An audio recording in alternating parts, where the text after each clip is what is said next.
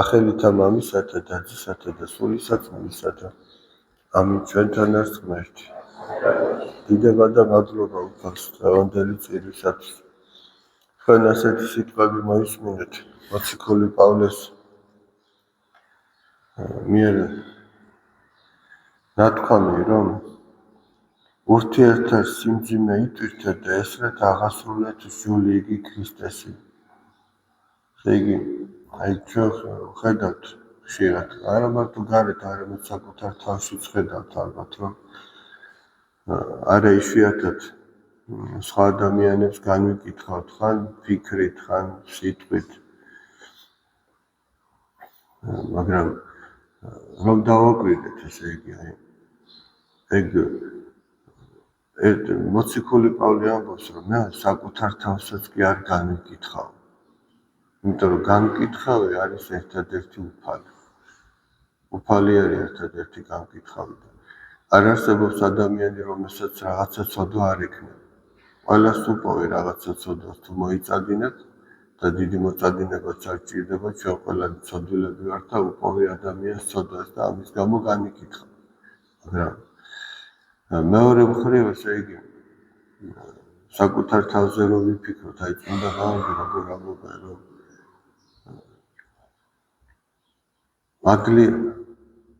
მადლია მისგან აღებული და ამიტომ ჩავარდა რაღაცა ცოდვაში, დავუშვათ ადამიანს. და ჩვენგან რო აიღოს მადლი, განა ჩვენ არ ჩავარდებით ცოდვაში, ჩვენც ხო მადლი გვიფაროს, ვინც იმ კონკრეტულ შემთხვევაში ცოდვაში არ ვარდება. და თუ მადლი არ იქნება, ჩვენ შეიძლება უარის ცოდვაში ჩავარდეთ, მის ადგილზე მყოფი. და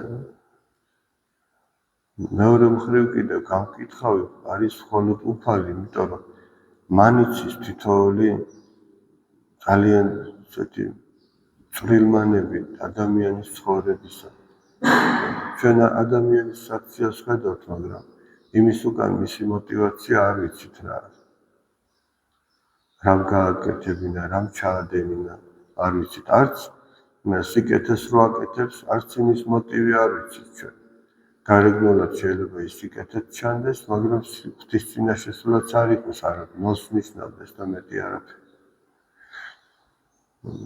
ამიტომაც აი იმისაგან რომ ვიღაცა განიკითხო, თავი უნდა შეიკავო.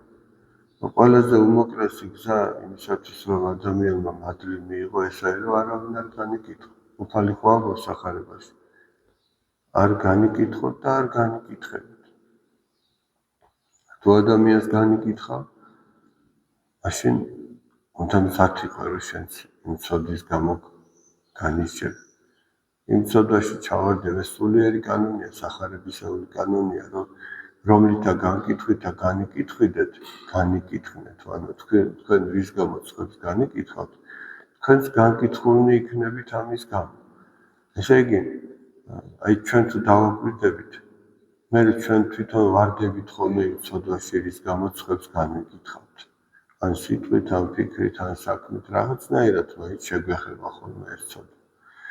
ამიტომ ცოდველ ადამიანს რო დაინახავთ, წმინდა მამა გაბრიელი ამბობს, აი როგორც ნემსის ყუნჩიო, ისე უნდა გამოიარო მის ცოდვაში და მე ვეღარ შეძლებ მის განკითხვას.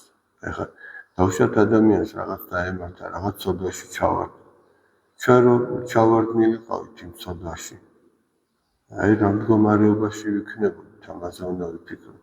და სწორედ ეგ არის, რაც თქვა მოციქულმა პავლემ, რომ ურთიერთთა სიმძიმე იტვირთეთ და ესრეთ აღასრულეთ სული იგი ქრისტეს. ანუ იმ ადამიანის იმ წაქცეულის სიმძიმე შენ იტვირთე, მოითმინე, ნუ განიკითხავ პირიქით, თუ შეგიძლია მიეხმარე, ლოცით მიეხმარე, სიტყვით მიეხმარე, თუ გაითვალისწინებს შენსას, საქმით მიეხმარე.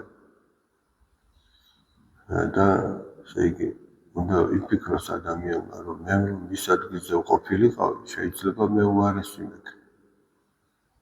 და სულ ცოტა ის მაინც უნდა თქვას, რომ მე არ ვიცი უფალო ამ ადამიანმა ეს ცოდვა ჩაიდინა თუ რა ქნა, ეს შენ იცი, შენ ახარ გამკითხველი, შენ ახარ ადამიანთა გულთან ცნობელი, მე რა ვიცი ამ ადამიანმა რა გააკეთა.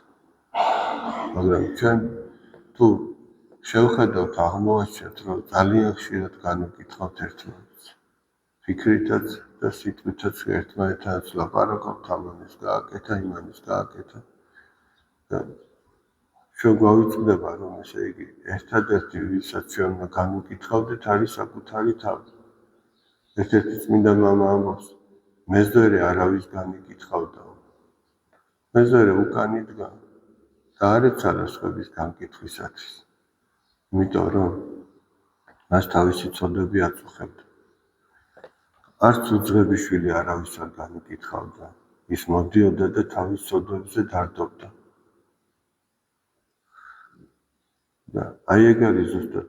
რამდენი შემთხვევა ყოფილა, ესე იგი, წმინდა მამათან ცხოვრებიდან, რომ ცოდვაში ჩავარდნილ დიდ სიწმინდემდე მიუღწევია. იმიტომ რომ არც არავის არ განიკითხავდა და საკუთარ ცოდვებს ნანობდა. მაგრამ ისეთიც ყოფილა, ამ პარტავნებით რომ შევყვებილა და განკითხვა სწორედ ამ პარტავნების ერთ-ერთი ნიშანი, თორემ შეუძლებელია თავმდაბალი ადამიანი ვინმეს განიკითხავდეს. თავმდაბალ ადამიანს ყველაზე უარესი და უკანასკნელი თვითონ გონია თავი. როგორ განიკითხავს ხოს? მოციქული პავლე რო ამბობს, სარწმუნოა სიტყვა და ყოვლისა შეწყნარების აღის. რამე თუ ქრისტე იესო მოვიდა სოფლად ცოდვილთა ცხოვრებად, რომელთაგან პირველი მე ვარ. ანუ სარწმუნოა ჭეშმარიტია ვის რომ ერთიო ადამიანად მოვიდაო ცოდვილთა გამოსახსნელათო და ამ ცოდვილთა შორისო მე ვარო პირველიო. და ამას ვიღაცისთვის თავის მოსაწონებლად კი არ ამბობდა, როგორც ჩვენ ხშირად გვჩვევია ხოლმე, რომ ჩვენ თავს დავიმდაბლებთ თითქოს რომ არა და იგივე სიტყვა რომ სხვამ გვითხრას, მაშინ გვეწყინა. მაგრამ ის ამბობდა თავის თავზე, რომ ცოდვილთა შორის პირველი მე ვარო და ამავე დროს ასედაც ფიქრობთ.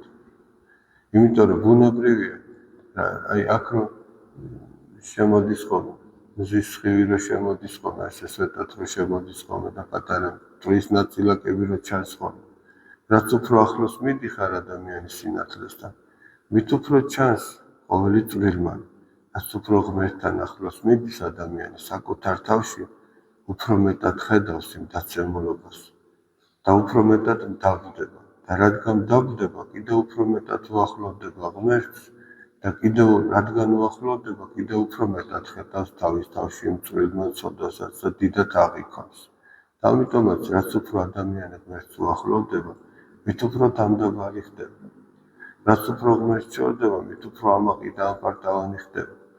და ღმერთთან დაახლოებული, ანუ თავმდაბალი ადამიანი, შეუძლებელია რომ სხვებს განიკითხავდეს.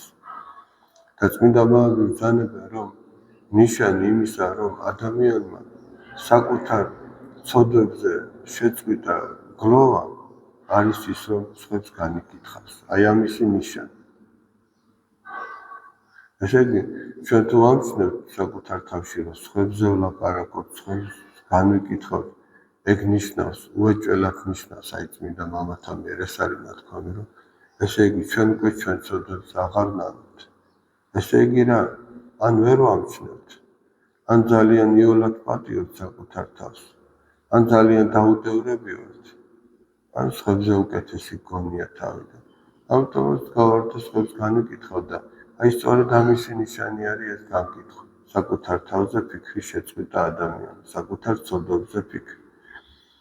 და იგივე სამოციქულოს გაგრძელებაში, სადაც ერთმანეთის სიმძიმის ტვირთაზე მოგვიწოდებს მოციქული პავლე, შემდგომ წერია, რომ ყველამ თავისი ტვირთი იტვირთოს. ოღონ ეს ორი ერთმანეთს კი არ ეწინააღმდეგება. სულ რამდენიმე მოხლით ზემოთ არის ერთი და რამდენიმე მოხლით გამო. არამედ აქ უკვე გულისხმობს იმას, რომ ყველამ თავის ცოდვებზე იფიქროს. ანუ სხვისი ტვირთი იტვირთო ნიშნავს, რომ სხვისი ნაკლოვანება მოითმინო, ოჯახი იქნება სამეგობრო, სამრევლო თუ სხვა, მაგრამ როდესაც ნათქვამია, რომ ყველამ თავისი ტვირთი იტვირთოს, ნიშნავს, რომ ყველამ თავის ცოდვაზე იფიქროს. იმიტომ ეს არის შენი ტვირთი და ამის გამო მოგეკითხება ღვთის წინაშე. ისე რომ აი ადამიანი დაცული რო იყოს და მადლი რომ შეინარჩუნოს და არ დაკარგოს, არის ის, რომ არ განიკითხოს არავინ და საკუთარ თავს იცნობდეს ისეც, როგორიც არის. ღმერთი შეგვეციოს, ღმერთმა დალოცული და გახარებულები გავყოფოთ. მშვიდობიანი დღე გქონდეთ. ჩვენთან არის ღმერთი.